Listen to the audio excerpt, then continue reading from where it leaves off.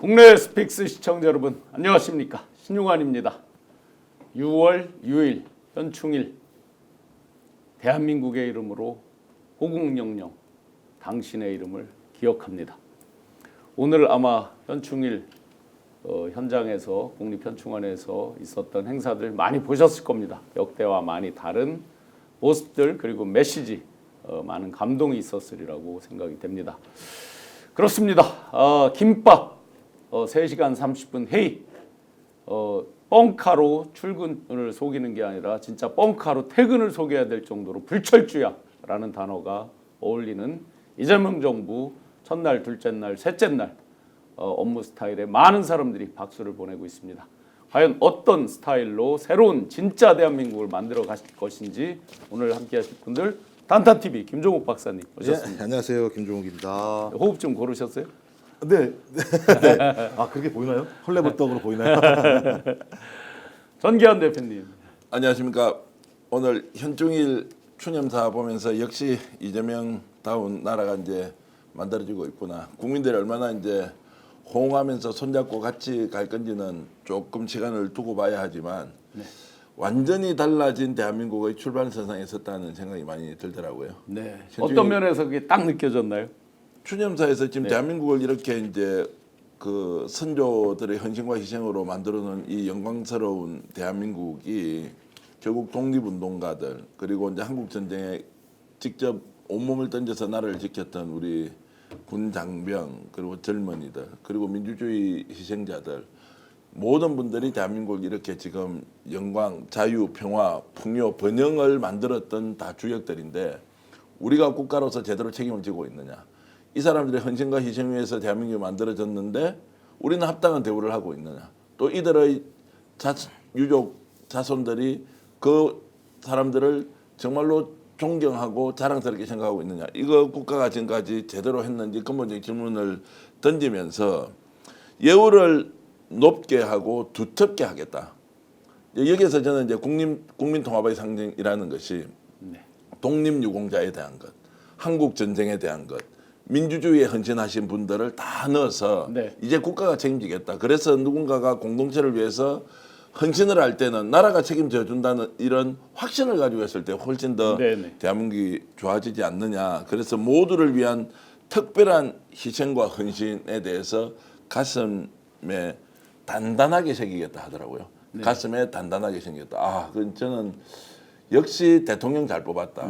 그리고 얼굴 표정 하나에 기쁨이나 또는 영광스럽다거나 뭐 이런 느낌이 전혀 없이 매우 엄숙하게 국민들 앞에서 그런 선언을 하는 거 보고 지지자들이 좋아하는 것보다 역시 이제 이재명 대통령을 찍지 않았던 국민들도 굉장히 이런 부분에 대해서는 역시 다르구나라는 판단을 했을 거라고 봤습니다. 네, 지금 굉장히 중요한 부분을 말씀 주셨다고 저는 생각합니다. 대통령님이나 지금 정기환 대표님께서 포인트를 잘 짚어주셨는데, 제가 평소에 늘 생각하고 있는 게 뭐가 있냐면 희생과 헌신, 그에 대해서 이제 국가에서 일종의 이제 보상은 여러 가지가 있겠죠. 물리적이고 금전적인 것들이 있고 어떤 우리 가슴 속에, 정신 속에 새기는 것들이 있을 텐데, 대한민국이 그동안 보면 가장 약한 부분이 영웅을 만들지 못하는 것, 그리고 무형의 가치, 희생, 헌신에 대해서 기리고 보상할 줄 모르는 것, 이런 부분들이 굉장히 약하다고 생각을 했거든요.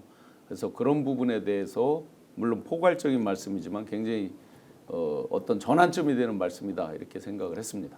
예, 말씀하셨던 것처럼 전 핵심이 이제 기억하는 것이라는 게 가장 중요하다고 생각하거든요. 그러니까 망각하는 순간 우리의 국가가 어떻게 만들어져 왔는지. 그러니까 아까 말씀하셨던 것처럼 우리의 국가는 100년의 역사를 통해서 독립열사들, 호국열사들, 민주열사들이 만들어 온 21세기가 된 상황이기 때문에 그런 것들을 기억하는 것, 그다음에 기록하는 것, 기억하고 기록한 다음에 그들이 살아왔던 것만큼 우리 미래 세대를 위해서 우리가 그렇게 실천하는 것, 저는 이게 매우 중요하다고 생각을 했었는데 오늘 이제 현충원에서 기념사로 이런 말씀을 하신 걸 보면서 우리에게 가장 중요한 것들은 선조들의 마음들, 그리고 그들이 어떻게 살아갔는지 그 당시의 그 처절한 삶들을 기억하는 것, 그리고 기록하는 것, 그리고 실천하는 것.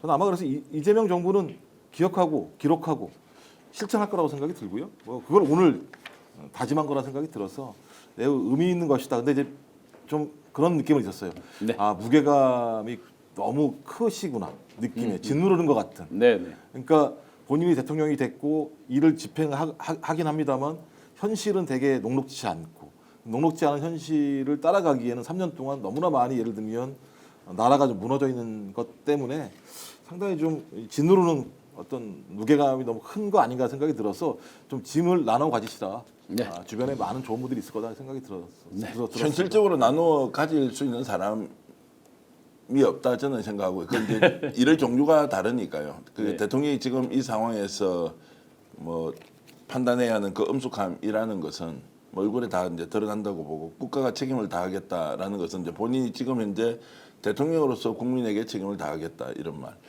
책임을 다하겠다는 이 말이 우리가 현충일을 기억하고 기록하는 이유는 책임을 다하기 위해서 1년에 한 번씩 이렇게 모이는 것이다 이랬는데 오늘 댓글로 이런 글들이 많이 올라오더라고요. 30년 만에 현충일 추념사를 직접 생중계로 본 적이 처음이다 이런 댓글이 엄청 많았어요. 어떤 분은 똑같습니다. 처음부터 끝까지 다 들었다 이런 분이 그러니까요. 계시고요. 예. 예, 진짜 저희 아내가 좀 전에 오면서 그러니까요. 통화하고 어떻게 보통 우리 국가기념일에 뭐 대통령 추도사, 기념사 이런 거 잘 안 듣지 않습니까? 네, 네. 근데 이재명 대통령이 한 것에 대해서 오늘 들었다는 분들이 정말 많이 있던데요. 네. 그런데 이제 특이한 걸 하나 제가 발견했습니다. 오늘 KBS, MBC, SBS 당연히 이제 현충일에 대해서 그 추념식을 생중계하지 않습니까? 네, 네. JTBC하고 MBC는 했거든요. JTBC, MBC는 하던데 TV조선하고 채널A는 안 하더라고요. 아, 그걸 보고 또 어떤 분들이 아니 대통령이 당선되고 취임하고 난 뒤에 현충일이 첫 국가기념일인데 지난번에 윤석열이 됐을 때 어떻게 했는지 한번 봐라. 왜 TV조선하고 채널A는 생중계하지 않느냐 이제 이런 이야기가 올라오던데 의도가 있는지 없는지 모르겠습니다. 중요성이 있는지 없는지 제가 판단할 바는 아니지만 아니 그걸 떠나서요. TV조선이나 채널A는 호국 영웅들에 대해서 얼마나 강조했습니까? 그렇죠. 맨날 그죠? 그러니까 예, 마치 전유물인 것처럼 그러니까 강조를 민주당 했어요. 같은 경우는 그렇지 않은 것처럼 얘기했었는데 다른 날도 아니고 6.25 전쟁 과정에서 조국을 지키기 위해서 그 수많은 사람들이 그러니까 20세기 중반 이후에 가장 많은 사람이 죽었던 전쟁이었고 소위 서로가 남북이 갈라져서 이렇게 싸움을 하고 전쟁을 해서 목숨을 잃었던 그래서 이걸 지켰던 과정인데 다른 데도 아니고 TV조선이랑 채널A가 이걸 안 한다고 하는 건 네. 그러니까 호국의 정신도 자기들의 이념적 좌표로 판단한다라고 이렇게 볼 수 없는 거죠. 어차피 이런 사람들은 우파도 아니에요. 시대가 좀 바뀌었지만 과거에 어땠습니까? 현충일 날은 저 골프장 이런 데 영업도 안 하고 그럼요. 술집도 밤에 저 영업도 안 하고 막 그랬잖아요. 물론 이제 뭐 획일화되고 일원적으로 강요를 할 수 있는 시대는 아니지만 자기들의 어떤 이념 성향 그동안 해왔던 어떤 정치 지향 때문에 이런 것들을 일부러 깊이 회피를 했다 그러면 그에 대해서는 지탄받아 마땅한 거죠. 조금 두고 봐야 되겠지만 지금 이제 41% 지지를 얻고 나서 김문수 후보가 전체적으로 국힘 내부 사정도 좀 바뀌는 것 같고 또 보수 언론도 뭔가 좀 스탠스가 지금은 좀 관망하는 것 같다. 생각보다 완전히 무너져야 하는데 생각보다 우리 견고하게 우리 지지층 유지되고 있네라는 것 때문에 젖잘쌀을 외치는 사람도 있는데요. 뭐. 계산하는 것 같아요. 그래서 지금 이재명 대통령이 잘못하기를 마치 기다리는 듯이 뭔가 상황이 올 때를 예의주시하고 있는 분위기가 느껴져서 아 그래 잘 됐다. 그렇게 해서 계속 망하라라고 하는 의견도 있고요. 우리는 우리 갈 길 간다. 성장과 통합이라는 이 국가적 과제를 켜켜이 쌓여 있는 그 구태와 관습과 관행들을 개혁이라는 이름으로 다 정리를 하고 제도적 완비를 하고 결국 국민 통합하기 위해서는 자 지금 성장해야 되는 거 아니냐 이제 이런 과제를 가지고 달려가는데 지금 현재 분위기로 봐서는 충분히 그럴 수 있다. 저는 대통령의 얼굴 표현 여기에 조금이라도 가식이 들어가 있다는 느낌이 안 드는 거예요. 정말로 진심이 너무 많아서 김종 박사처럼 좀 걱정을 할 정도로 왜 혼자 다 짊어지고 가시려고 합니까라고 이제 얘기를 하지만 단 1.1핵도 거기에서 가식이나 허위의식이나 이것을 국민들에게 보여주기 위한 것들이 느껴지지 않는 것. 연설문 내용도 보면 그런 것들이 정말로 가득 담겨 있다. 아 여기에서 진심이 좀 더 널리 전파가 되면 훨씬 더 국민적 동력은 많이 생기겠다 이런 생각을 제가 했습니다. 저도 매우 비판적 시각을 가지고 있는 평론 활동을 해왔지만 지금 이 순간에 이재명 대통령이 하는 것은 정말로 우리가 일부러 흠을 잡아서 욕을 하려고 해도 할 게 별로 없다라는 말씀을 드립니다. 네, 어렵게 이렇게 내란의 상처를 딛고 정말 새로운 스타트 라인, 진짜 새로운 대한민국을 위한 출발선에 어렵게 선 이재명 정부. 그런데 마치 늪에서 악어가 입을 벌리면서 제발 실수해라 실수해라 하듯이 허니문 기간이 전혀 없이 바지끄레기를 언제 끄잡아 내릴까를 기다리는 세력들이 많이 있습니다.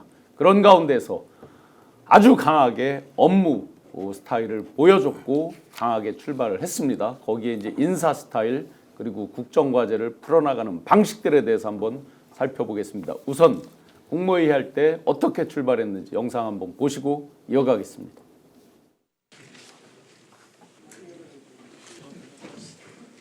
진행하시죠. 대통령께서 말씀을 시작해 주시면 또 됩니다. 진행합시다. 네, 특별히 원래 진행은 행안부가 하나요? 아니면 사회는 행정안전부 간사 의정관이 하고 있습니다. 의정관 하신다고요? 그래도 보통은 시나리오 아니면 주제 이런 거 다 정해놓긴 하는데 그런 거 특별히 없어요? 시작하자마자 대통령께서 첫 모두 말씀으로 회의를 시작을 하십니다. 그리고 근데 그렇게 하라고 시키면 되잖아요. 근데 왜 안 하세요? 그걸 진행을 하시라고 했잖아요. 네, 대통령께서 모두 말씀이 있겠습니다. 네, 어색하죠? 우리 좀 웃으면서 합시다. 자, 우리는 다 우리 국민으로부터 위임받은 업무를 하는 대리인들이니까 그냥 국민을 중심에 두고 현재 우리가 할 최선을 다하면 됩니다. 네, 복덩이님 아주 거금 후원해 주셔서 감사드리고 마녀분 뜨겁게 글 남겨주셔서 감사합니다. 박사님, 네. 웃으면서 합시다. 어떻게 보셨습니까? 제가 볼 때도 이재명 대통령도 상당히 낯설었을 것 같아요. 네. 저 국무회의에 있는데 그 앉아 있는 사람들이라고 하는 게 윤석열이 임명한 사람들이었고 또 전화해가지고 2조 권한대행이 저희 다 사의 표명합니다. 뭐 이렇게 얘기를 하고 난 다음에 자, 다시 다 돌아오세요라고 얘기해서 국무회의를 하는 것이고 또 저 자리가 국민들한테 처음으로 국무회의가 어떤 것인지를 보여주는 거지 않습니까? 네. 근데 제가 볼 때는 국무회의가 일하는 국무회의가 돼야 된다는 두 모습들을 갖다가 명확히 보여주신 것 같아요. 그래서 김밥 먹고 3시간 네. 40분인가요? 그래서 회의를 하고 그래서 대통령은 뭐 하는 거냐? 부처의 장관들이 현안을 제대로 파악하고 있는 건지 국민들이 가장 우려하는 사항이 무엇인지에 대해서 토론을 벌이는 공간이다. 네. 그래서 이 자리는 장관들의 자리가 아니라 국민들의 자리다. 이런 부분들을 상징적으로 보여주신 것 같고 네. 그다음에 어디서 좋은 밥을 먹어 우리가 국민한테 봉사하는 사람인데 김밥 먹으면서 시간 아껴서 일해야 된다라고 하는 부분들을 보여줬어. 저는 첫날부터 일하는 국무회의, 그러니까 지금 상황이 매우 엄중하다. 진짜 위기다. 위기 상황을 대처하는 장관들의 국무위원들의 모습은 그 위기를 절박하게 느끼고 그것을 풀어나가려고 하는 모습들을 보여야 국민들이 신뢰를 하고 그 정부에 대한 신뢰가 있어야 국민들이 따라오게 되고 국민들과 함께 갔을 때 이 위기를 빨리 극복할 수 있다라고 하는 부분들을 저는 어떤 상징적인 모습을 통해서 보였다는 생각이 들고요. 근데 이제 문제는 저분들은 계속 있을 분들은 아니니. 네, 그러니까 네, 새로 맞습니다. 오시는 분들이 저런 어떤 대통령의 생각에 맞게 국무회의를 제대로 작동시키고 국민에게 신뢰를 준다면 저는 이 위기를 우리 과거에 DJ 선생님, DJ 대통령이 IMF라는 위기를 국민과 함께 가장 빠른 시일 내에 극복한 아주 엄청난 경험들이 있기 때문에 이번에도 좀 길지 않게 네. 올해 내에 네. 위기를 극복하는 대통령, 예. 국무위원 이런 모습 보였으면 좋겠다는 생각을 어떤 가긴 어딜 가 이리 와 가둬놓고 패는 또 이래야지. 그런 이제 외형적 모습을 보여줬는데요. 대표님 우선 이제 업무 스타일을 일단 외형적인 모습의 일단을 보여주신 건데 업무 스타일부터 한번 볼게요.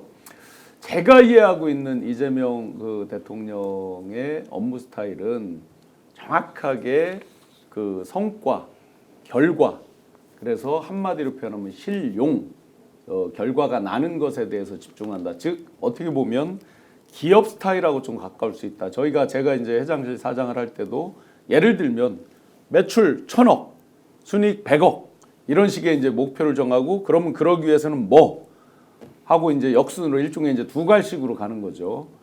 그렇게 하면서 이제 KPI라고 하죠. 흔히 키 퍼포먼스 인디케이터, 목표, 성과, 관리 이런 것들에 이제 집중을 해서 하게 되는데 우리 대표님이 보시기에 그동안 이렇게 언론지상에 비춰졌던 것, 또 대표님이 개인적으로 알고 있는 이재명 대표 이런 업무 스타일을 어떻게 보십니까?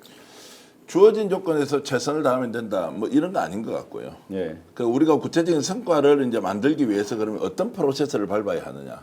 첫 번째는 자 내가 목표 설정 이전에 당신은 어떤 자세를 가지고 일을 하느냐. 그 누가 당신에게 쉽게 얘기하면 월급을 주고 있느냐. 국민이다. 그러면 국민에게 우리가 도구로서 최선을 다해야 되는데 무엇을 어떻게 최선을 다할 것이냐. 최선은 기본이다. 최선을 다한 것은 어떤 사안의 결과에 당연하게 만드는 조건일 뿐이지 그 위에서 이제 무엇을 할 것인가 이렇게 이제 과제 중심으로 계속 단계에 맞게 던질 겁니다. 어저께 이제 저 회의는 공직사회 전체에 대해서 어떤 식으로 그 공직의 대표가 이제 주제를 정하고 절차를 밟아가며 거기에서 의견을 수렴할 것이냐라는 것을 상징적으로 보여줬고요. 3시간 40분이라는 시간이 길기 때문에 와 일을 열심히 했다 이런 것보다는 이런 방식으로 대통령이 나서서 장관들과 대화를 하고 있으니 대한민국 공직을 이루는 모든 수백만 명의 공직자들이 이런 자체로 같이 가야 하느냐. 아마 전파 속도가 굉장히 빠를 것 같고요. 그것은 결국 성과를 내야 한다는 것. 통합이라는 것은 주상적으로 국민들이 의차 한번 해보자라는 것이고 결국에는 효능감이라는 건 숫자로 표시가 될 건데 경제 성장에 대한 것, 자 부채 비율에 대한 것 여러 가지 이제 지표들이 나와야 되는 이걸 하기 위해서는 아주 초보적이고 기초적인 단계에서 대통령이 공직자가 어떤 마인드로 가야 하느냐라는 것을 이제 상징적으로 저는 보여주는 것이었다고 보고요. 방송에서 처음 제가 이야기 한번 해보겠습니다. 전 정부와 비교를 해봐야 될 거 아닙니까? 예. 윤석열 같은 경우에는 실제로 이렇게 앞에 앉아서 굉장히 중요한 공적 업무를 다루는데 뭐 본인이 혼자 57분 8분 이야기하는 건 뭐 수도 없이 들었죠. 맞습니다. 그런데 제가 직접 만나본 분의 얘기를 들어보면 공적 얘기를 할 때 한 5분 정도 지나면 사담으로 바뀌고요. 그 사이에 이렇게 술이 들어와서 폭탄을 마셔버리니까 대화가 쉽게 얘기하면 그냥 시장 바닥에서 술 취해서 하는 이야기 비슷하게 흘려가 버린다. 그러면 대통령이라는 자리가 갖고 있는 이 무게 그리고 그것이 미치는 영향이 정말로 막대하지 않습니까? 이런 상황에서 대통령이 저녁에 예를 들어서 김종욱이라는 사람과 예를 들어 신용환 대통령이 만나서 대화를 하는데 대통령은 술이 취해가지고 그때부터 하나만한 이야기를 계속 1시간 동안 하는 거예요. 이진우 수방사령관이 그 얘기하잖아요. 그날 만취됐다고 막 하잖아요. 중요한 개업 논의를 하는데 만취됐다. 정말 많이 취했다 이렇게 표현하죠. 집권 기간 중에 제가 만났다고 하는 그분이 만남이라는 것 자체가 보통으로 이루어지는 게 아니죠. 제가 만나고 지금 대통령을 만날 수가 있습니까? 그런데도 몇 차례 만났는데 그런 방식으로 하니까 국가의 과제가 무엇인지에 대해서 담론을 가지고 논의를 좀 해야 될 거 아닙니까? 어떤 경우에는 실무적으로 어떤 정책을 추진을 할 것인지를 따져봐야 되고 어떨 때는 국가의 기본 틀이 이런 방향으로 가야 됩니까? 어떻게 됩니까? 라고 논의를 하려면 이야기를 충분히 들어야 하는데 자기 이야기 95% 이상 하고는 어느 순간 술이 채갖고 잡담하듯이 이야기가 흘러가는 것을 몇 차례 겪고는 야 이래서는 안 되겠다 이래서는 안 되겠다라고 장탄식을 했다는 거예요. 자 그러면 아까 국무회의 할 때 그 이전에 국무회의가 어떤 모습이었길래 자 회의 절차에 대한 것 뭐 몇 분의 뭐 대통령 입장 대통령의 주제 말씀 대통령 발언 이후에 뭐 순서가 있을 거 아닙니까? 국무위원 순서에 따라서 이런 회의의 형식조차 없었거나 있었지만 아무렇게도 중요시하지 않는 이런 상황과 대비를 해봤을 때 전 정부를 지금 탓하자고 그 욕해서 우리가 시원해질 게 하나도 없어요. 지금 이재명 정부는 이재명 정부가 이제 성과를 내서 국민들에게 정말로 인정을 받아야 되는 이제 상황인데 어쨌든 그만큼 큰 차이가 나고 있다. 공직사회는 하여튼 큰 바람을 불러 일으킬 것이라고 저는 확신합니다. 좀 전에 말씀 주신 걸 듣다 보니까 아주 눈에 선합니다. 뭐 그 만나신 분도 그지만 뭐 전 하도 많이 이제 그런 과정을 봐서 가장 이제 심한 거는 이거죠. 공사 구별이 안 된다는 거. 공석과 사석에서의 구별이 전혀 안 됩니다. 회의 중요한 국무회의 같으면 이제 엄청난 중요한 회의죠. 뭐 안 봐도 비디오입니다. 제가 윤석열 정권의 안에 들어가지는 않았지만 그 과정을 해서 지켜본 바를 보면 거의 뭐 거기 똑같겠죠. 처음에 2, 3분 그 이야기를 하다가 예를 하나 들어보겠습니다. 교육개혁이 나왔다. 예를 들어서. 그러면 100년지 대계잖아요. 근데 좀 얘기하다가 말이지 내가 어디 지검에 있을 때 교수들 뭐 해서 그 학교 비리 외부 저 보조금 따서 연구비 횡령하고 이런 거 수사해봐서 하는데 말이지 하고 그러면 이제 1시간 가는 거예요. 그걸로 끝이에요. 그런 얘기 안 나옵니까? 그 새끼들 말이야. 이런 얘기 안 뭐 나옵니까? 당연히 나오죠. 그래서 좀 전에 말씀하실 때 너무나 격하게 공감이 됐습니다. 다른 루트를 통해서 뭐 직접 경험도 해보셨겠지만 실제로 장관급 이상 되는 이제 인사가 이제 뭐 오죽 답답하면 그렇겠느냐. 내 나라가 무너지고 있을 때 지금도 저 많은 사람들이 희생이 되면 그래서 쿠데타를 일으킨 대통령이 책임지고 목숨을 내놓든지 그 옆에 있는 부하들 다 죽여가면서 자기는 뻣뻣하게 살아있는 이 모습이 과연 맞느냐라는 것은 정치적 반대자 쪽에서 나오는 이야기가 아니라 함께 정치를 했던 사람들이 양심을 가지고 하는 이야기라는 말씀을 제가 좀 드리면서 혹시라도 제가 어저께 그 자리에 앉아 있었던 이제 국무위원들이지 않습니까? 지금 현재도 윤석열이 임명한 장관들 뭐 부총리 이렇게 다 앉아 있었는데 저분들은 또 어떻게 생각했을까? 저 회의 방식에 아 원래 이렇게 회의를 해야 되겠구나 했어야 되는데 우리는 그렇게 못한 게 참 안타깝다 아쉽다. 그래서 이재명 대통령 이렇게 하는 것이 참 다행이다 라고 생각을 하는 것이 정상일 것 같은데 제가 좀 삐뚤하게 얘기를 좀 해보겠습니다. 네네. 에이 저 쇼지 이제 뭐 대통령 되자마자 국민들 앞에서 뭔가 이제 좀 이렇게 퍼포먼스 해야 되니까 저렇게 하는 거 아니야? 야 저 하루 이틀 해봐 결국 이재명도 본성 다 드러나는 거 아니야? 어제 저녁에 제가 가입해 있는 어디 그 단톡방이에요. 어허.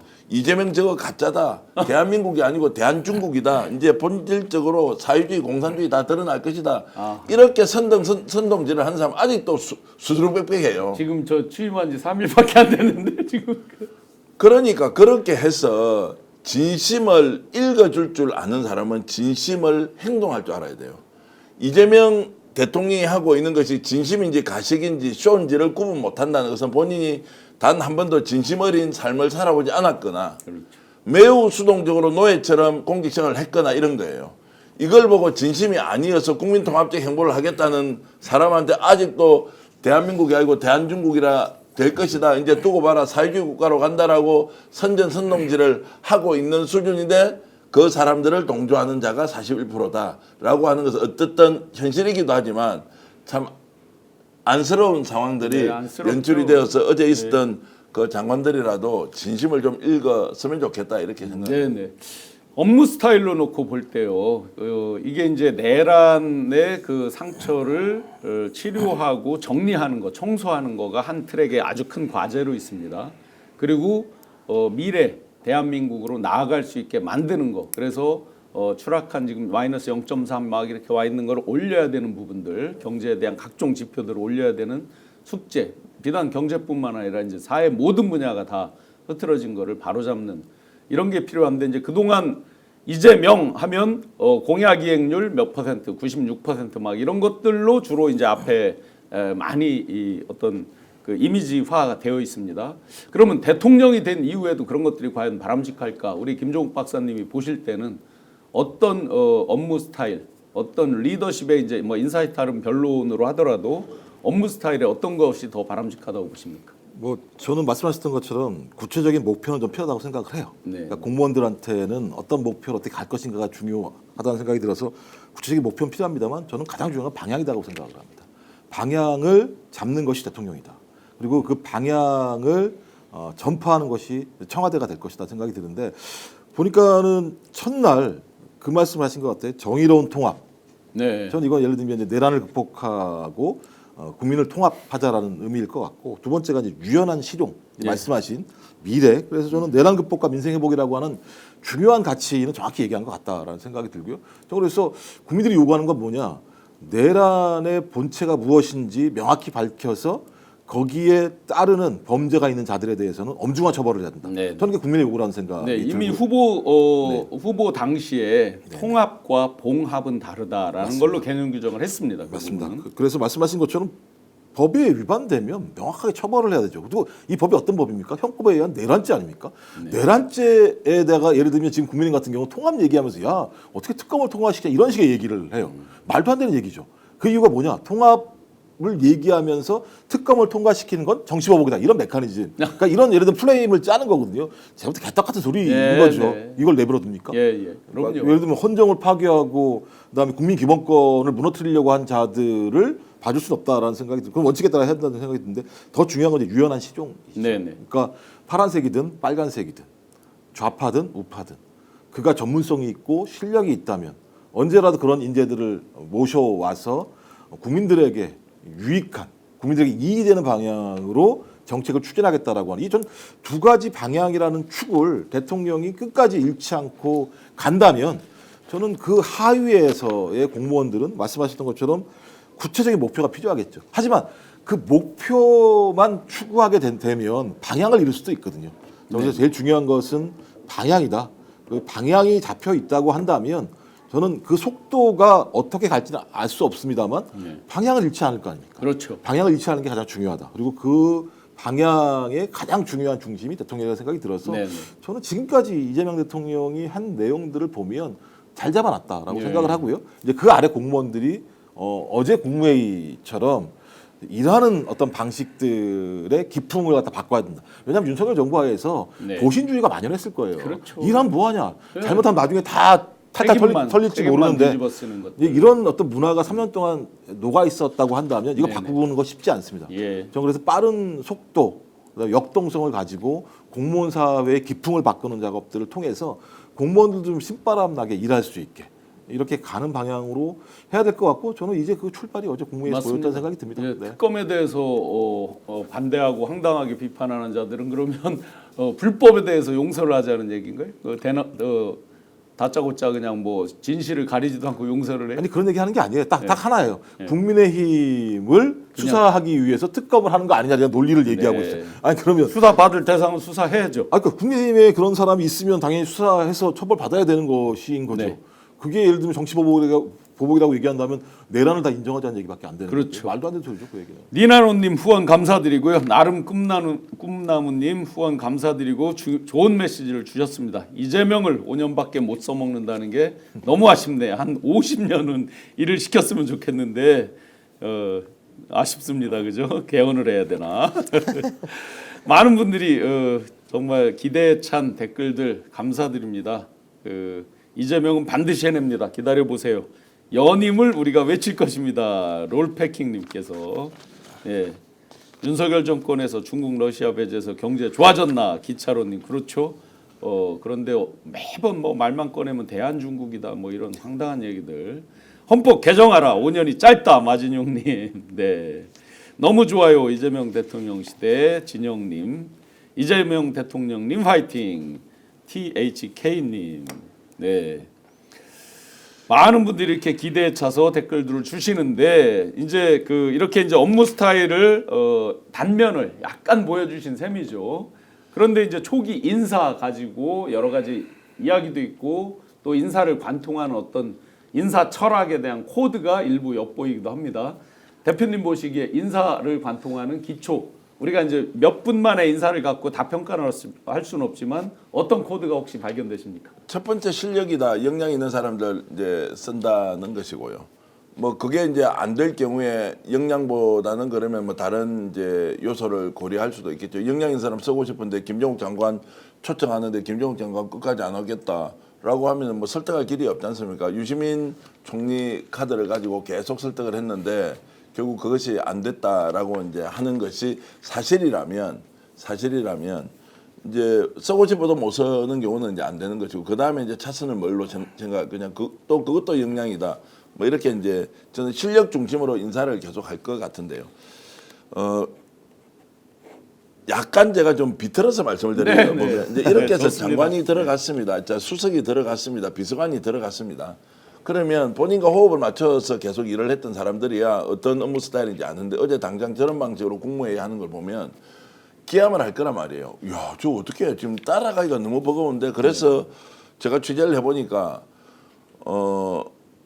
세수할 시간조차도 없다. 뭐 밥 먹을 시간 없는 거는 당연하고 그거는 김밥으로 기저귀 차고 들어가야 된다고 나와 있어요. 기저귀 차고 들어가야 된다. 이제 그 정도로 지금 이제 일시적인 현상이겠지만 그 업무의 이제 그 정도가 매우 강하고 또 효율적으로 가야 되고 이제 이재명 대통령과 속도를 맞추려면 얼마나 어렵겠습니까? 그리고 복잡한 문제를 단순화시키죠. 단순화시키는 것을 의제화시켜서 어떻게 결정해야 될 것이냐 신속한 논의를 하고 그 신속한 논의가 돼서 오케이 하지 않습니까? 그때부터는 속도전이에요. 네. 그런데 그 신속한 논의 과정이 충분히 필요한 것은 수교의 과정이라는 걸로 던져놓고 가져와서 싶은 것은 실행하고 실행할 때는 속도와 효율과 효능감이다 이렇게 가니까 공직에서 기업도 아닌데 이걸 따라가는 게 얼마나 어렵겠습니까? 그래서 저는 이번에 영광스럽게 불려 들어간 사람이 중간에 나오는 경우도 많을 거다. 나온다는 것은 내가 최선을 다 안 했기 때문에 나오는 것이 아니라 실력을 발휘하면서 성과를 내야 하는데 그 성과에 미치지 못할 때 견딜 수가 없을 거라는 거예요. 네. 대통령이 이 사람을 자르는 게 아니고 자, 이 사람이 그 분위기에서 네, 네. 뭔가 성과를 내고 국민들에게 효능감을 주는 결과물을 내야 하는데 내지 못할 경우에는 네. 튕겨 나오는 사람이 많을 거다. 이 방송 보시는 분들은 아이고. 전화 안 왔다고 해서 걱정하지 마십시오. 상당수가 튕겨 나올 거니까 다시 여러분들 전화 와서 국정에 참여할 수도 있다. 제가 이제 농담처럼 대표님 던지는데요. 그게 아니라 이 방송을 보시는 분들은 이 전화 받고 서로 고사할 것 같은데 이거. 그래서 지금 전화 받는 게 영광이 아니다는 이야기가 제가 어제도 어떤 분으로부터 들었는데 전화 받는 게 영광이 아니고 들어가서 성과 내야 되는 것이 매우 어렵고 그 속도를 따라가기가 쉽지 않을 것이다. 그런데 반대급부도 있죠. 그렇게 해서 예를 들어서 김종욱 박사가 수석이든 장관으로 들어가서 이재명 대통령에게 적응을 해서 효능감 있는 결과물을 내지 않습니까? 네네. 첫 번째 그 개인이 얼마나 많이 역량신장이 됩니까? 네. 두 번째 국가를 위해서 봉사를 하거나 헌신을 하려고 할 때 이제 실력자로서 본인이 단체장이 되든 국회의원이 되든 아니면 다음에 대통령이 되든 이런 꿈을 키울 수 있는 역량이 있는 인적 자원들이 우리 사회의 공공의 영역에서 확보가 된다. 이제 이렇게 했을 때 이재명 방식의 이런 추진력 그리고 성과 중심주의가 공직 사회를 바꾸는 것뿐만이 아니라 우리 사회의 새로운 정치적 자원들을 양성하고 그 과정에서 국민들은 선택지가 이제 많아지지 않습니까? 누굴 뽑아도 괜찮은 거예요. 뭐 보수든 진보든 다 이런 기본적으로 잘하는데 나보다 한 10배쯤 잘하는 사람들이 우리 국가 경영을 맡게 된다면 이런 이제 과정들이 우리 사회의 인재를 양성하는 또 방식으로도 매우 중요한 일종의 매뉴얼이 되지 않겠느냐 이런 기대를 저는 하고 있습니다. 네, 빈채론님께서 강유정 대변인 너무 피곤해 보여서 안타까웠습니다. 강훈식 그 비서실 정신줄이 나갈 정도입니다라고 댓글 주신 분도 있고요. 실제 그럴 것 같아요. 뭐 시작하자마자 막 여러 가지 준비하고 하려니까 정말 정신 없을 것 같습니다. 대변인이요. 국민들 앞에 기자들 앞에 서는데 그래도 단장은 좀 하고 나와야 될 거예요.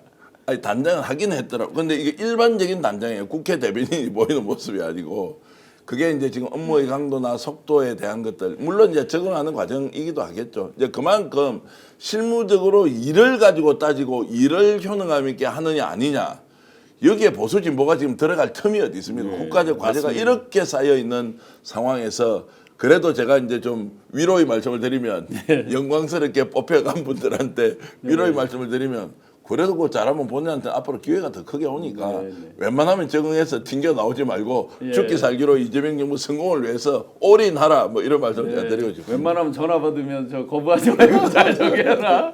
난데없이 댓글에 지금 신용환 교수님 저 고향을 놓고 논쟁이 있으시네. 예, 저는 저 충청도입니다. 우리 박사님은 이제 불과 몇 분이지만 인사를 보고 어떤 뭐 관통하는 코드 같은 거 발견되는 게 있으세요? 그러니까 저는 이제 청와대 참모들 진짜 고생하겠다. 이제 느낌이 왜냐면 네. 저도 노무현 정부에서 이제 청와대에서 근무해봤으니까요. 네, 네. 죽겠어요.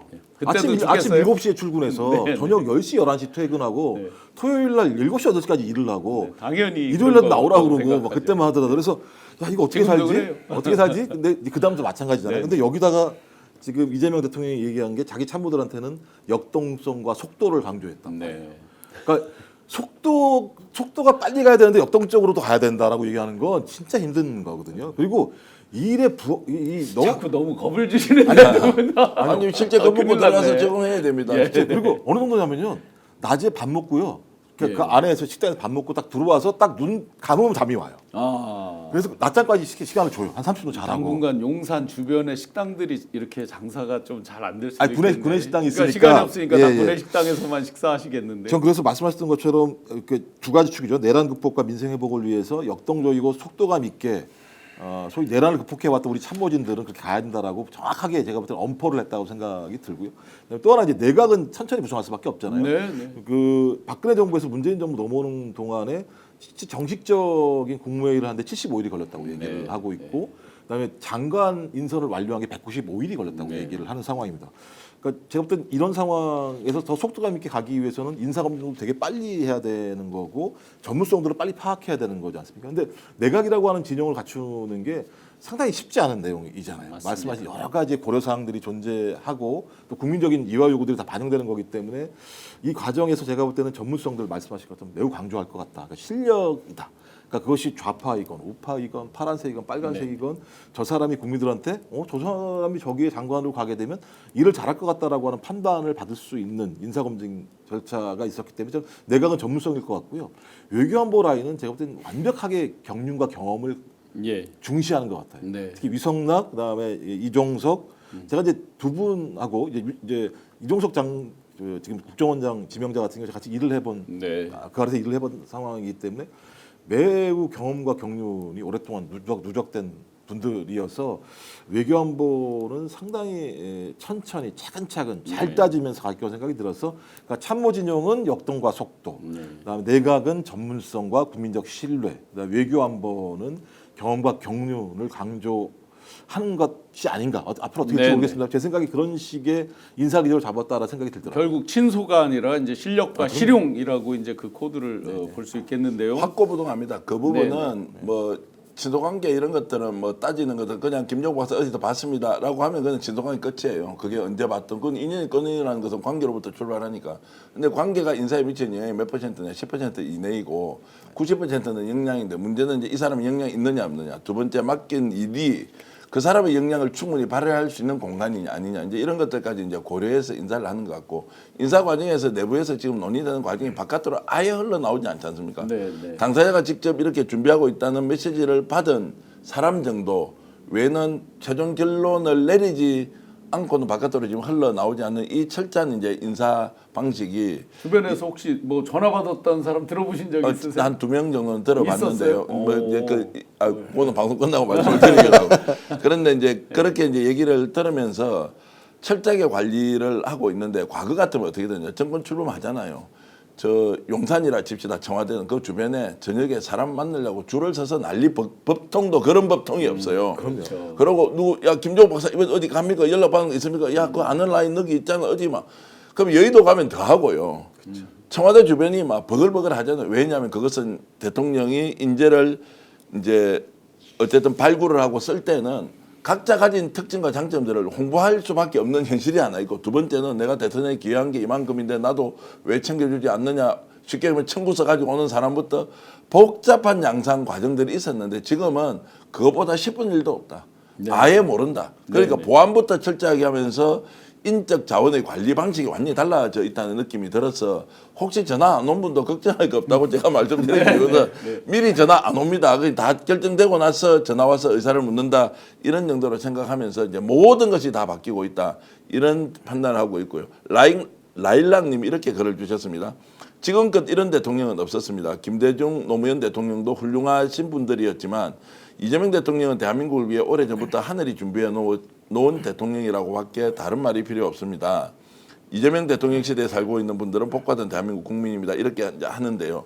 이러면은 너무 칭송한다, 찬양한다, 비판할 거 있으면 당연히 비판을 하겠지만 지금 현재까지 며칠 동안 저는 하나를 보고 열을 알 수도 있다고 생각하거든요. 열을 보고도 사람의 한길 마음속을 모를 때도 있죠. 그런데 지금 이재명 대통령이 살아왔던 그 길, 그리고 대통령이 되고 나서 며칠 동안이지만 보여주는 모습, 국회에서 취임 선서할 때 했던 그 발언의 내용, 오늘 현충일의 추도사 이런 것들은 정말로 진심이 담겨 있고 제대로 나라 바꾸겠느냐겠구나 이런 생각이 확실히 들어서 혹시라도 부를지 모르니까 실력을 키워서 정신 차리고 대기하고 계시길 바라겠습니다. 그러니까 이제 세종대왕이 그런 얘기했어요. 이제 그 아래 있는 신하들이 성군이 나셨으니 노래를 지어서 백성들에게 부르게 해야 됩니다. 얘기했더니 하지 말아라. 후대가 노래하게 하라. 지금은 하지 말아라. 그러니까 제가 볼 때 명비어천가라고 하는 건 좀 문제가 있다는 생각이 들고요. 말씀하셨던 것처럼 본인이 한 얘기가 있어요. 나는 빚을 진 게 없다. 내가 정치를 해오면서 내가 빚을 진 게 없다. 빚을 진 게 없으니 갚을 것도 없다. 내가 갚는다면 누구한테 갚아야 되느냐? 국민한테 갚는 것만이 도리다라고 얘기했기 때문에 제가 볼 때 인사 문제와 관련해서는 진짜 아니 주류 정치인들처럼 엄청난 관계들이 있으면 그 관계를 끊기 되게 어려워요. 실제로 그럼요. 막 얘기해서 너 나한테 이럴 수가 있어? 나한테 안 해줘? 이럴 수 있는데 저는 그렇지 않은 그리고 그런 관리들을 해왔기 때문에 인사 문제와 관련해서는 제가 볼 때 상당히 그 정확한 원칙을 지킬 가능성이 되게 높다. 그러면 인사가 많다지 않습니까? 네. 인사로부터 영이 쓰기 시작하게 되면 그 인사를 통해서 등장한 사람들은 그 영에 따라서 일을 할 수밖에 없는 상황이 되게 되면 그게 네. 기풍이 되거든요. 맞습니다. 그래서 어떤 그런 인사가 만사이고 그 인사에 따른 기풍이 만들어지고 그 기풍이 문화가 돼서 관료 사회가 누구를 위해 일하는가라고 하는. 그러니까 우리 헌법에도 공무원은 국민에서 봉사하는 존재이거든요. 그렇죠.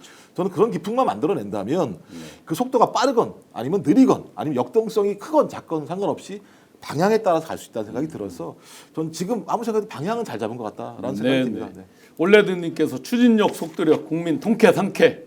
이정수님께서는 걱정을 해주셨는데요. 너무 속도 내시다가 오차 생길까 걱정되네요. 또 건강이 해칠까봐 걱정입니다. 예, 맞습니다. 이제 지금 특수 상황이라서 초기에는 더 집중하지만 사실은 어느 정도 시스템으로 자리 잡게 되면 그 뒤에는 대통령께서 국가 운영에 대한 비전, 가치, 방향성 이런 것들을 좀 사색할 수 있는 시간을 드리고 하는 것들이 또 참모들의 임무가 될 겁니다. 그러면 전체적으로 이렇게 이제 인사 스타일, 업무 스타일, 여기 하나 이제 오광수 그 분에 대한 게 많은데 저는 이렇게 생각을 합니다. 아마 이 며칠 동안에 뜨거운 국민들의 여러 가지 팩트에 대한 거, 또 주장에 대한 거, 비판에 대한 거 아마 참모들이 다 보고했으리라고 생각을 하고 그 부분이 어느 정도 반영이 돼서 하루 이틀 더 여러 가지를 심사숙고하면서 또 여러 대상자들을 보시지 않나. 그래서 확정되지 않은 것에 대해서 팩트를 놓고 또 비판하고 지적을 하는 건 당연히 좋다. 그러나 비난을 위한 비난 이런 것들은 바람직하지 않다.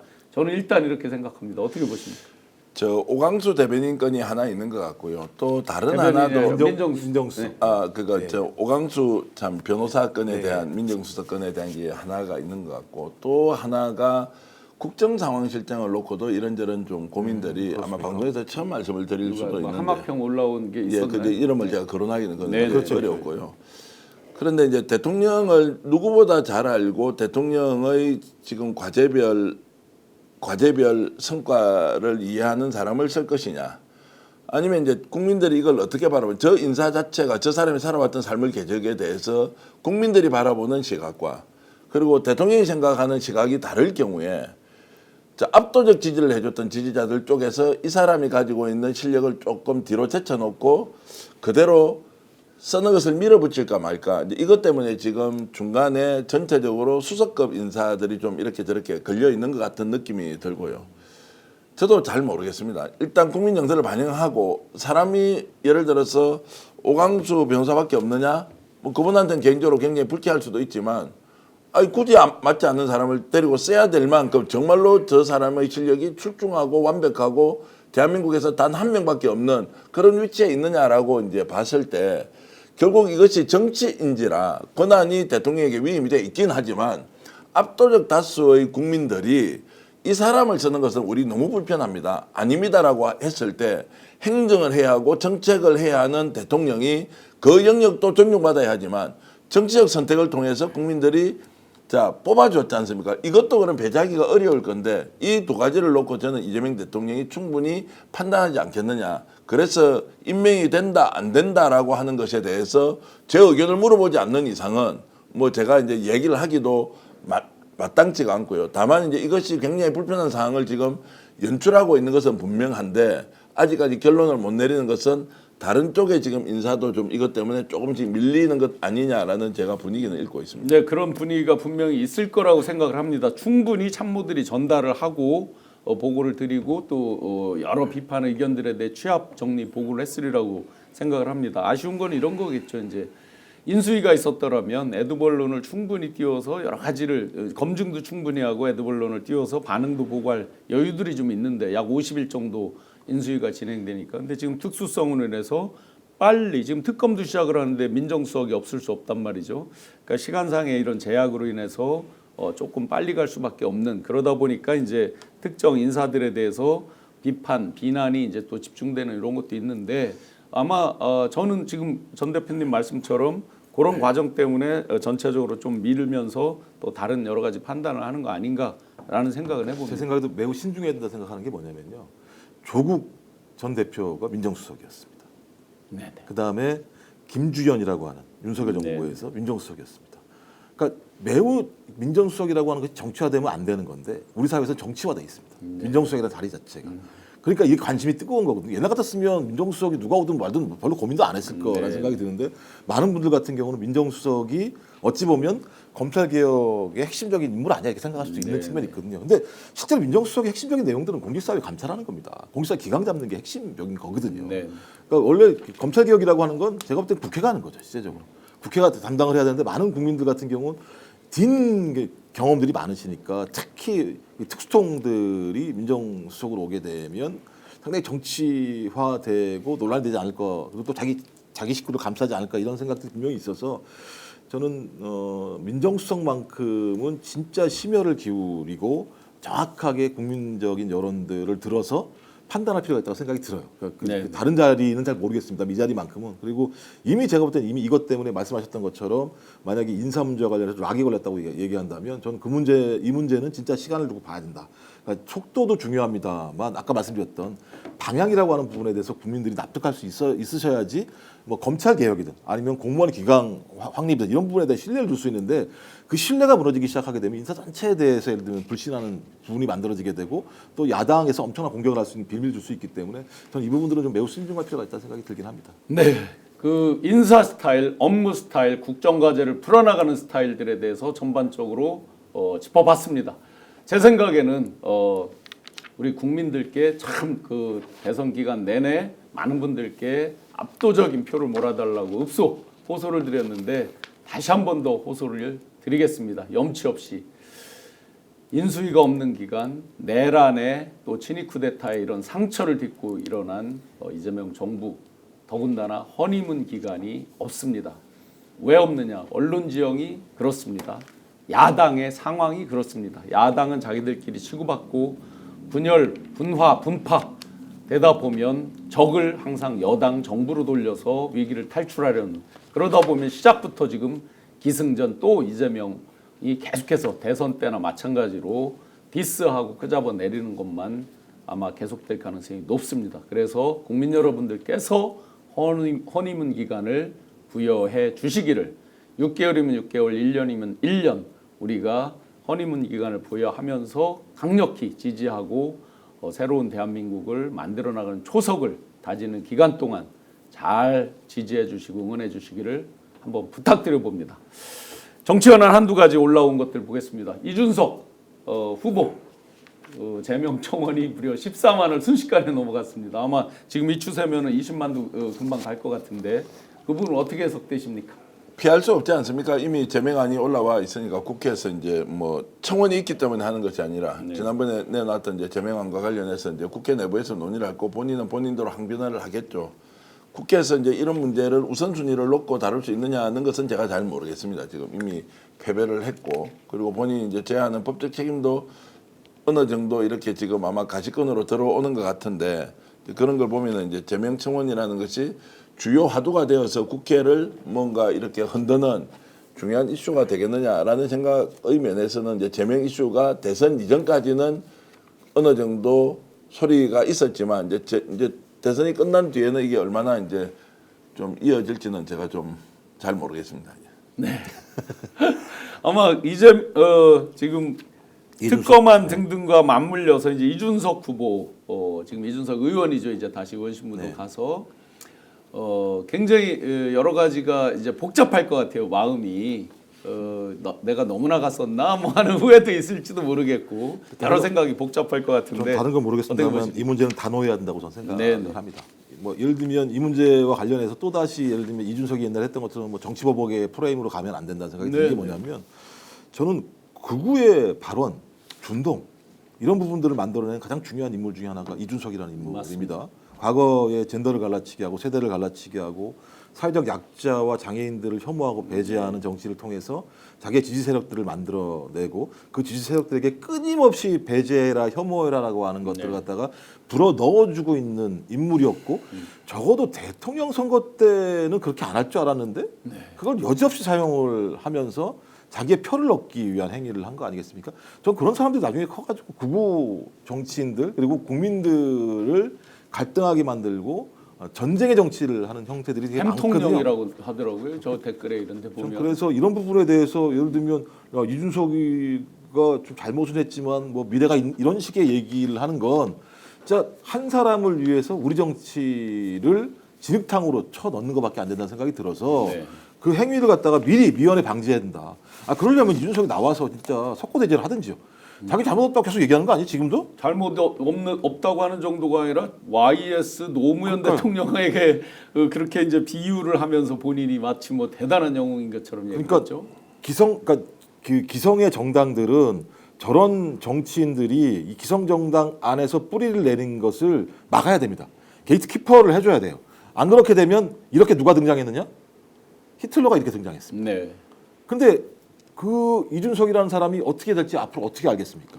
그리고 만약에 윤석열처럼 어느 날 갑자기 그냥 툭 튀어나와가지고 대통령이 된다라고 뭐 되지 말라면 어디 있습니까? 네, 네. 전 그런 것들을 미연에 방지하는 것이 정당 민주주의다. 전 이미 그런- 권영국 후보께서 개념 규정을 했죠. 40대 윤석열이라고. 예, 전 그래서 이 부분은 단호해야 된다. 그리고 만약에 이준석이라는 사람에 대해서 단호하지 말라고 얘기한다면 본인 스스로가 그 부분과 관련해서 국민들에게 예. 납득할 만한 석고대죄를 해야 된다. 예. 전 그것이 전제되지 않는다면 저희 정당 그다음에 정치의 단호함이 이번에 진짜 필요하다고 생각합니다. 2시가 넘었는데 11,000여 분께서 뜨겁게 그 이준석 후보, 이준석 의원에 대한 이제 비판의 댓글이 줄을 이루고 있습니다. 갈라치기 종자, 정치계 영원히 퇴출시켜야 나라가 바로 선다. 정재훈님, 지금 청원동의했어요. 유한나님, 이준석 제명 이동원님, 뭐 엄청나게 많은 그 댓글들로 많은 분들이 정말 실망하고 이런 정치에 대한 혐오 이런 것들의 비판의 댓글들이 많습니다.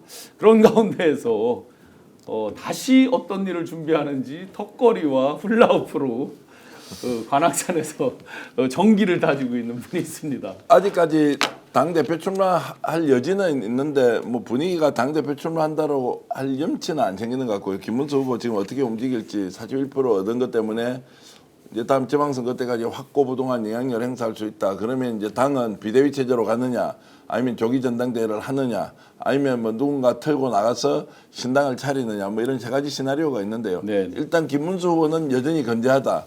다만 지금 이 시점에 당 대표 출마에 대해서 이야기를 하는 것은 적절하지 않다라는 정도로 여지를 약간 남겨놓고 있고, 여차하면 저는 출마할 것 같기도 한데. 본인이 직접 할까요? 아니면 윤상현이든 나경원이든 본인과 예를 들어서 뭐 동렬의 어떤 사람들을 대리인처럼 마치 하고 할까요? 어떨까요? 뭐 예의를 차리고 말씀드리면 예. 답변 못 하겠습니다. 본인이 할지 이제 대리인을 내세울지 복잡한 구도 안에서 국힘이 지금 이제 결국 어느 정도 젖잘사라고 하는 젖지만 잘 싸웠다라고 하는 이제 분위기가 있기 때문에 정신승리 대선 후보 그러니까 대선 후보의 지분이 확실히 있는 거죠. 이제 그 상황에서 당의 정리 과정이 좀 더 복잡해질 것이다. 그래서 지금 이제 김용태 비대위원장 체제가 좀 더 가지 않겠느냐. 어느 정도 내부 임기는 논의를 정해져 있긴 한데 예. 임기가 정해져 있지만 그 임기 정해져 있어도요. 당의 그 국회의원들이 모여가지고요. 비대위는 국회의원들이 의결을 하면 네. 그대로 이제 임기 연장이 되니까 6월 30일까지 지금 돼 있거든요. 네. 그럼 뭐 7월, 8월, 뭐 9월까지 가자는 거고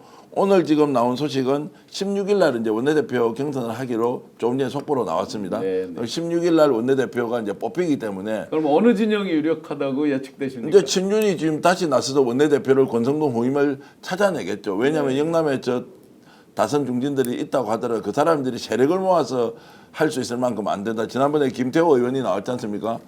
대충 한번 붙어볼만 했다고 생각했거든요. 영남 출신이고 양산까지 가서 지금 국회의원 하고 있는데 오히려 그때 60매 때 뭐 20매수로 생각보다 차이가 많이 나버렸어요. 이제 그런 걸 보면 지금 이제 권성동은 물러났지만 권성동이나 또는 친윤들이 내세운 사람이 원내대표가 될 가능성이 높지 않겠느냐. 또 동시에 지금 민주당도 이제 원내대표 지금 경선 레이스가 시작됐지 않습니까? 네네. 서영교 의원하고 김병기 의원 두 분이 나올 것 같고 조성래 대변인이 출마하느냐 마느냐. 김상환 의원은 아예 출사표를 던졌는데 입각적으로 환경부 장관 쪽으로 들어갈 가능성이 높은 모양입니다. 그래서 일단 네네. 빠지고 아마 이제 2파전으로 치열하게 전개가 될 것 같은데 네. 저희들이 오늘 스픽스에서 우리 게시판에 잘 올리지 않습니까? 네, 몇십만 투표, 명씩 투표하는 거. 네네. 그래서 당원들은 누구를 원하는지 지지자들은 누구를 원하는지 권리당원은 누구를 원하는지 몇 개를 나눠 가지고요.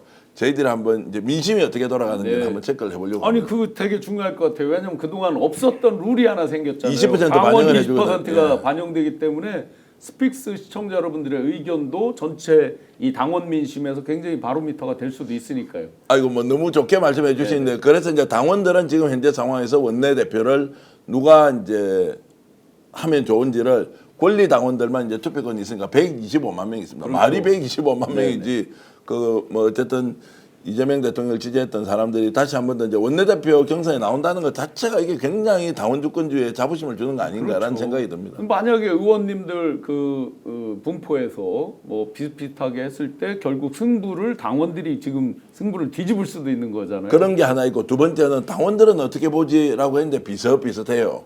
그러면 당연히 이제 의원들은 자기가 생각 가지고 있는 걸로 그대로 이제 할 수 있을 텐데 당원들이 예를 들어서 특정 후보를 A, B 후보를 놓고 한쪽으로 쏠리면 상이 생긴다. 그러면 거기에서 누굴 찍을까라고 생각하는 사람들은 약간 흔들릴 수도 있지 않겠습니까? 지금까지는 이제 원내대표 선거라는 것은 네네. 171명을 상대로 열심히 전화해서 나 좀 도와주세요라고 해서 이제 하는 것인데 이번에는 어떤 결과가 나올지 어쨌든 원내대표가 이제 양 정당에서 탄생하면 그때부터 이제 정치가 복원될지 안 될지 한 번 더 판단할 수 있지 않겠나 하는 생각이 듭니다. 국민 주권의 시대입니다. 스픽스에서 올리면 우리 시청자 여러분들 꼭 투표하셔서 어떤 방향으로 가는 게 좋겠다라는 적극적인 의사를 개진해 주면 좋겠습니다. 한두 가지만 더. 네네. 저 말씀드린 게 34석의 미학이 작동을 할 겁니다. 34석이에요. 20% 정도가 국회의원으로 따지면 그러네요. 34석이 만만치 않은 석입니다. 그러니까 34석의 미학이 원내대표 선거뿐만 아니라 당대표 투표하기까지 다 흔들 수 있는 내용들이기 그러네요, 때문에 진짜. 아마 지금부터 12일까지는 민주당의 미래 원내대표는 누구야? 민주당의 미래 당대표는 누구야? 라고 하는 부분들에 대해서 당원들이 열띤 토론을 벌이는 시간이고 그러면 원내대표 선거도 전국 투어를 하셔야 되나? 그렇지는 이제 하지 않겠죠. 이제. 네네. 그리고 기왕에 뭐 기회 주시면 제가 그 소식 하나 전해드리면 예. 어저께 송영길 선화부당 대표를 네. 이제 직접 면회하고 오신 분이 연락이 왔어요. 이번에 이제 이재명 대통령 탄생하고 나서 진짜 펑펑 울었대. 감옥에서. 네. 그래서 이제 이재명 성리의 눈물을 흘리고 내란 특검 반드시 이루어서 윤석열이 벌였던 그 일을 철퇴를 가해야 한다. 이런데 지금 보석을 신청해 놓은 지가 몇 달이 지났는데 보석 결정이 아직도 안 되고 있어요. 아직도 이제 감옥에 있는데 송 대표가 스픽스에 제가 나가면 어제 전화 주신 분이 송 대표가 그렇게 이재명 대통령 탄생에 대해서 진짜 펑펑 울면서 기뻐했다라는 소식을 제가 꼭 좀 전해드리고 싶은데 조땡땡 부실장이라고 있는데 저하고 한 번씩 이제 송 대표의 근황에 대해서 이제 묻고 자주 면회를 가시는데 그런 소식을 어제 전해서 방송에서 얘기하라고는 하지 않았지만 제가 그 말씀은 손영길 선화문 대표가 그렇게 펑펑 울었다라는 말씀을 꼭 드리고 싶네요. 네, 정말 기쁨의 눈물로 잘 승화가 돼서 또 새로운 대한민국에 크게 기여하시기를 또 기대합니다. 한두 가지만 짧게 마무리하겠습니다. 한동훈 그 세력이나 한동훈 씨는 어떻게 될 것 같아요? 택도 없죠. 택도 없어요 이제. 뭐 저를 건성건성하더라고요. 빨리 일어나더라고요. 제가 볼 저한테. 때 지금에야 계속 발언권을 갖겠습니다만 제가 볼 때 여전히 신윤 정당이라고 하는 어떤 구조 자체를 깰 수 있는 상황은 아닌 것 같다 생각이 들고 네네. 신윤이 가장 싫어하는 사람이 누구냐면 한동훈이에요. 그렇죠. 그러니까 오히려 이제 가까운 사람이 자기당의 사람이 더 싫은 거여서 제가 볼 때 한동훈의 미래도 제가 볼 때는 만만치 않을 것 같다 이런 생각이 들고 그러니까 한동훈, 이준석 뭐 됐다 뭐 이런 제 느낌에는 네. 마지막으로 한 분만 더 물어보겠습니다. 네가 가라 하와이 홍잘알 우리 정기환 대표님 홍준표 전 대구시장은 어떻게 될 것 같습니까? 뭐 본인이 국민 앞에 선언했지 않습니까? 정치를 완전히 떠난다고. 꼭 안 돌아오시겠죠. 혹시 돌아올 것 같은 느낌이 듭니까? 다시 돌아오면 또 저는 무조건 돌아올 것 같아요. 무조건 돌아옵니까? 아니 그럼 왜 국민들 앞에서 정치에 이제 영원히 안 돌아온다고 떠난 사람이 다시 돌아온다고 하면 제가 말을 한두 번 바꾼 분이 아니기 때문에. 그러면 논평을 이렇게 해드리면 됩니까? 저 사람은 원래부터 거짓말쟁입니다. 그래도 다시 돌아왔습니다. 여러분 환영해 주시죠. 이렇게 해야 되겠습니까? 본인 이미 이제 법적 책임을 져야 할 그 책임의 시간이 이제 다가오고 있는데 저는 명태균 게이트가 어떤 식으로든 하나하나 뒷정리를 하고 뭐 어제도 보니까 명태균은 본인에게 뭐 의사나 열사를 정해야 되는 거 아니냐라고 페이스북에 올려놨더라고요. 그래요?